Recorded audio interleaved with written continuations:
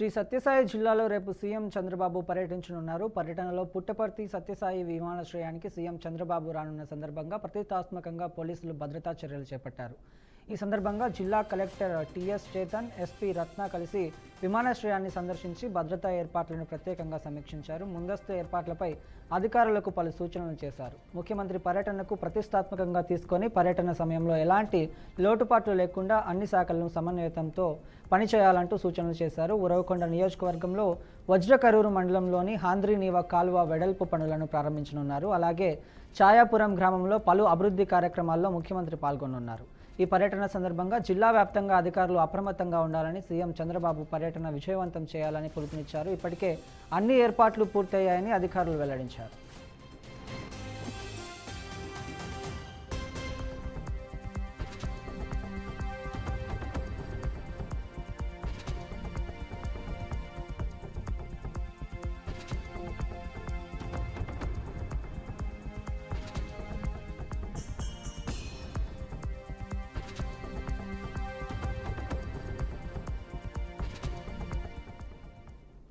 శ్రీ సత్యసాయి జిల్లాలో రేపు సీఎం చంద్రబాబు పర్యటించనున్నారు. పర్యటనలో పుట్టపర్తి సత్యసాయి విమానాశ్రయానికి సీఎం చంద్రబాబు రానున్న సందర్భంగా ప్రతిష్టాత్మకంగా పోలీసులు భద్రతా చర్యలు చేపట్టారు.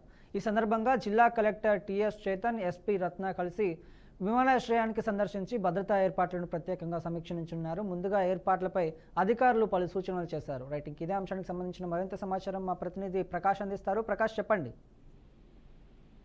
Good morning Kittu. మనం చూసుకున్నట్టయితే ఆంధ్రప్రదేశ్ ముఖ్యమంత్రి నారా చంద్రబాబు నాయుడు గారు రేపు అనంతపురం జిల్లా ఉరవకొండ నియోజకవర్గంలోని వజ్రకరూరు మండలంలో పర్యటించనున్నారు. అయితే ఈ పర్యటనలలో అందరినీవ సుజల స్రవంతి ఏదైతే హెచ్ఎన్ఎస్ఎస్ ప్రధాన కాలువలో విస్తరింప పనులను అయితే పరిశీలించున్నారు.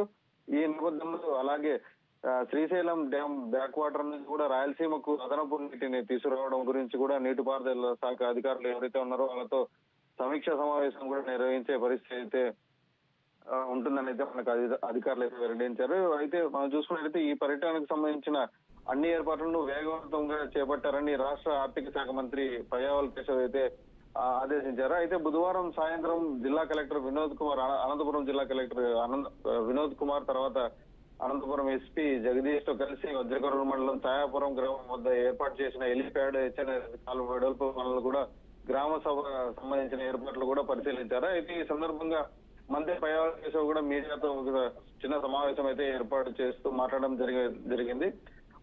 ముఖ్యమంత్రి చంద్రబాబు నాయుడు గారు అయితే రేపు వజ్రకరూరు మండలానికి కొనకొండ గ్రామం ఛాయాపురం మధ్య కెనాల్ ప్రాంతాన్ని సందర్శించనున్నారని అయితే ఆయన తెలిపారు. కాలువ పనులు, వెడల్పు పనులు మరియు ఎంత మేరకు జరిగాయంటూ ఇంకా కొన్ని రోజులు పడుతుందనే విషయాన్ని పై సమీక్ష నిర్వహించాలని చెప్పారు. అయితే ఇప్పటికీ దాదాపు 50 నుంచి 60% పనులు పూర్తయ్యాయి. జూలై 10వ తేదీ డెడ్ లైన్ పెట్టారని, అంతేకాకుండా ఆలోపు పనులు పూర్తి కావాలంటూ ముఖ్యమంత్రి పదే తనకు సూచనలు కూడా తెలిపారని అయితే మంత్రి పయ్యావుల కేశవ్ అయితే చెప్పారు. అంతేకాకుండా ముఖ్యమంత్రి పర్యటనలో దృష్టిలో ఉంచుకొని శ్రీ సత్యసాయి జిల్లాకు సంబంధించిన పుట్టపర్తి విమానాశ్రయం ఏదైతే ఉందో సత్యసాయి విమానాశ్రయం భద్రతా ఏర్పాట్లు కూడా సత్యసాయి జిల్లా కలెక్టర్ టిఎస్ చేతన్ తర్వాత సత్యసాయి జిల్లా ఎస్పీ గారు వి రత్న ప్రత్యక్షంగా సమీక్షించారు. అయితే విమానాశ్రయంలో భారీగా భద్రతా ఏర్పాట్లు కూడా చేస్తున్నారని అధికారులు పలు సూచనలు చేశారు. ముఖ్యమంత్రి పర్యటన ప్రతిష్టాత్మకంగా తీసుకుని పర్యటన సమయంలో ఎటువంటి లోటుపాట్లు లేకుండా అన్ని శాఖల సమన్వయంతో పనిచేయాలంటూ వారైతే సూచించడం జరిగింది. కిట్టు, అయితే ముఖ్యమంత్రి చంద్రబాబు నాయుడు గారు ఛాయాపురం గ్రామంలో పలు అభివృద్ధి కార్యక్రమాల్లో పాల్గొంటారు. ఈ పర్యటన సందర్భంగా జిల్లా వ్యాప్తంగా అధికారులు అప్రమత్తంగా ఉండాలని, సీఎం చంద్రబాబు పర్యటన విజయవంతం చేయాలని జిల్లాకు సంబంధించిన మంత్రులు అయితేనేమి ఇప్పటికే సూచనలు అయితే జారీ చేయడం జరిగింది. ఇప్పటికే అన్ని ఏర్పాట్లు పూర్తి అయ్యాయని అధికారులు కూడా వెల్లడించడం జరిగింది. Kittu, right, thank you Prakash.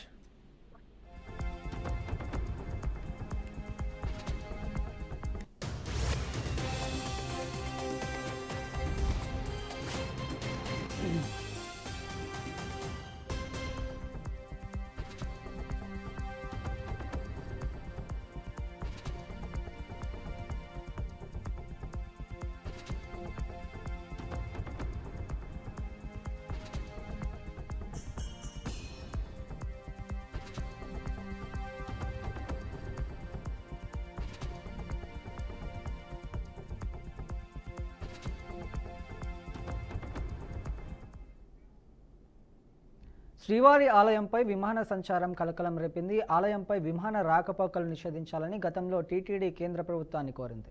అయినా ఆలయంపై మళ్లీ విమానం తిరుగుతుండడంతో భక్తులు అపచారంగా భావిస్తున్నారు. దీనిపై చర్యలు తీసుకోవాలని కోరుకుంటున్నారు.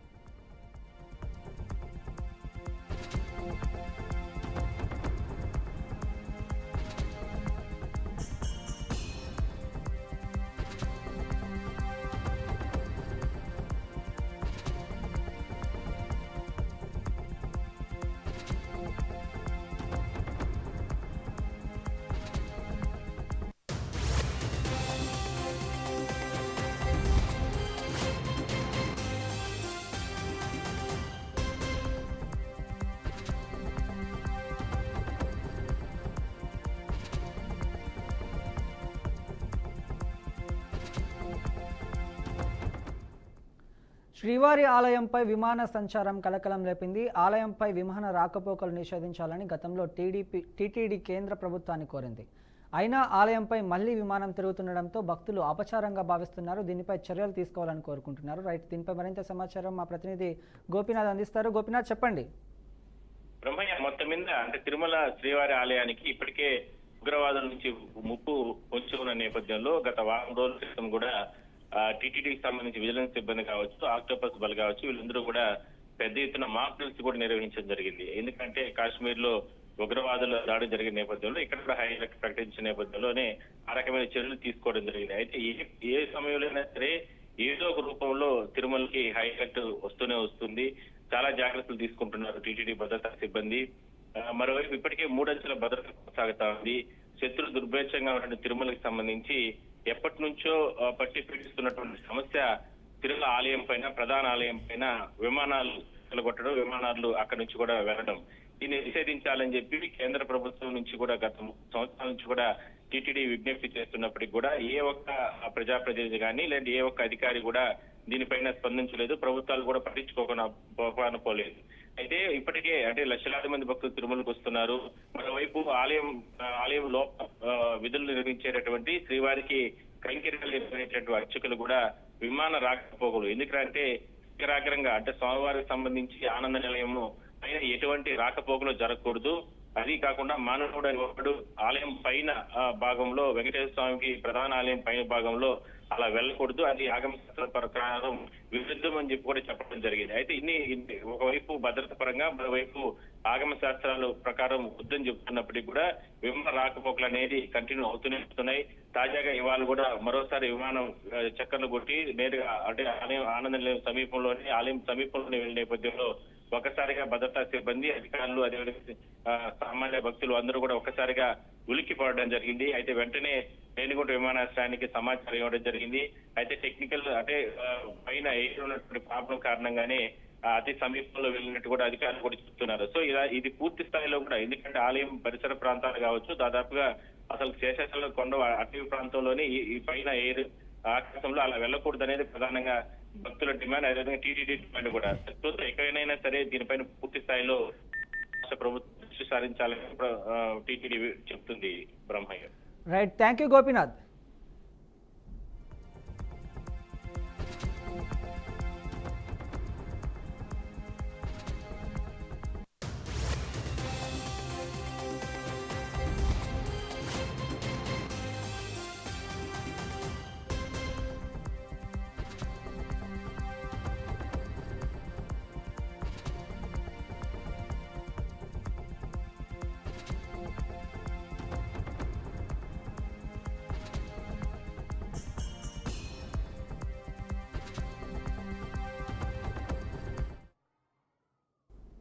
కాంగ్రెస్ అగ్రనేత రాహుల్ గాంధీ పార్లమెంట్ సభ్యత్వాన్ని సవాల్ చేస్తూ దాఖలైన పిటిషన్కు అలహాబాద్ హైకోర్టు కొట్టివేసింది. గతంలో నమోదైన పరువు నష్టం కేసులో శిక్ష పడటం, ఆయన పౌరత్వానికి సంబంధించిన అపశృతంగా ఉన్న ప్రశ్నలను కారణంగా చూపుతూ ఈ పిటిషన్ని దాఖలైంది. అయితే పిటిషన్ వాదనలను తోసిపుచ్చిన న్యాయస్థానం రాహుల్ గాంధీకి అనుకూలంగా కీలక వ్యాఖ్యలు చేసింది.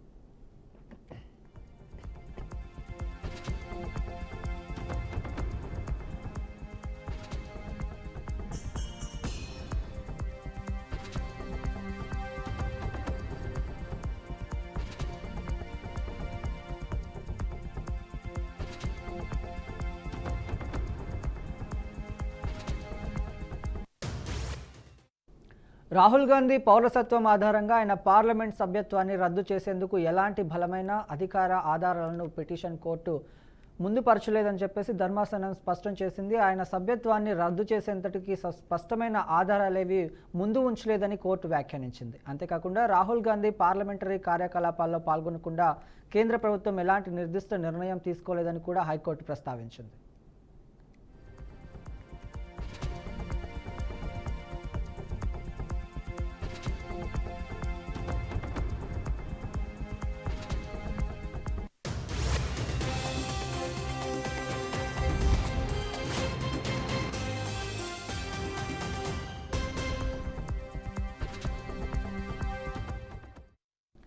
ఈ విచారణ సందర్భంగా రాహుల్ గాంధీ పౌరసత్వానికి సంబంధించిన అంశాన్ని ముగించడానికి కేంద్ర ప్రభుత్వం ఎలాంటి కాలపరిమితి నిర్దేశిస్తూ ఆదేశాలు జారీ చేయలేదని డిప్యూటీ సొలిసిటర్ జనరల్ కోర్టు తెలిపారు. ఇక పరువు నష్టం కేసులకు సంబంధించి శిక్షపై సుప్రీంకోర్టు ఇప్పటికే స్టే విధించిందని, అందువల్ల రాహుల్ గాంధీ పదవిలో కొనసాగే అర్హతను సవాలు చేస్తే దాఖలు చేసిన పిటిషన్కు బలం చేకూరదని న్యాయస్థానం అభిప్రాయపడింది. అనర్హతకు సంబంధించిన ఆరోపణలపై ఇప్పటికే ఉన్న న్యాయస్థానం రక్షణ కల్పించిన నేపథ్యంలో ఈ కోర్టు అలాంటి ఉపశమనంపై విచారణ చేపట్టదని ధర్మాసనం స్పష్టం చేసింది.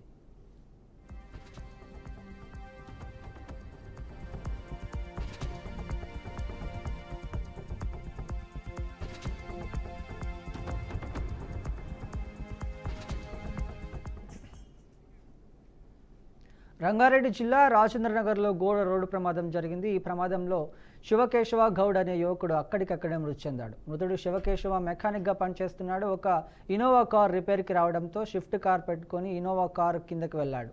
రిపేర్ చేస్తున్న సమయంలో మరో వాహనం అతివేగంగా వచ్చి షిఫ్ట్ కారును ఢీకొనడంతో యువకుడు మృతి చెందినట్లు స్థానికులు తెలిపారు. సమాచారం అందుకున్న పోలీసులు సంఘటనా స్థలానికి చేరుకొని మృతదేహాన్ని పోస్టుమార్టం నిమిత్తం ఆసుపత్రికి తరలించారు. అనంతరం కేసు నమోదు చేసుకుని దర్యాప్తు చేపట్టారు. మృతుడు శివకేశవ గౌడ్ సికింద్రాబాద్కు చెందిన వ్యక్తిగా గుర్తించారు.